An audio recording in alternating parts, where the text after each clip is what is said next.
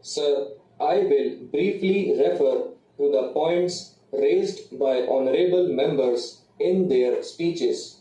It is true that the Road Transport Corporations Act has not been utilized as much as one would have wished, but from that to argue that the act has remained a dead letter, I think is not quite correct.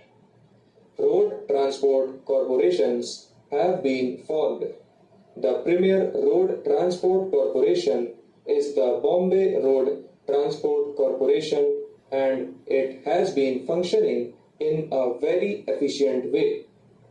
There are other state road transport corporations, but they will all be amalgamated with the Bombay Main Corporation, and perhaps the Chandigarh Road Transport Corporation also will be taken over by the Punjab government.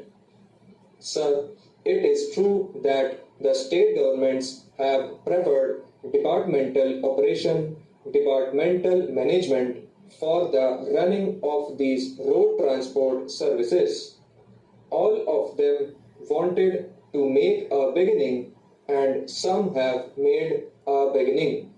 The states of UP, Bihar, Madhya Pradesh, Rajasthan, and Kerala wanted to make a beginning, and they naturally wanted to proceed cautiously.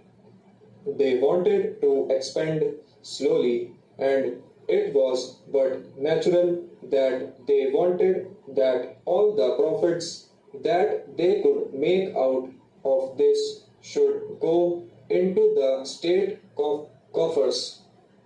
When a corporation is formed, naturally there is central participation, and it was also envisaged that private operators might also share in the capital and become part of this corporation, though it has not materialized. The state governments thought that they had better keep the center away from this business so that they could run this undertaking themselves, so that whatever profit they are able to make, they could have for themselves. I, for one, shall not quarrel with such an intention. Perhaps if I had been in the state setup, I would have done the same thing. Now a situation has arisen when the state governments find themselves almost at the tether's end. They want more and more capital to be sunk in these undertakings, and it is not easy for them to find this capital. So, this question was gone into by the Planning Commission in consultation with the Ministry of Transport and also in consultation with the Ministry of Railways. The railways are willing to participate in these road transport undertakings because this participation of the railways in the state undertakings obviates any difficulty with reference to the road rail competition.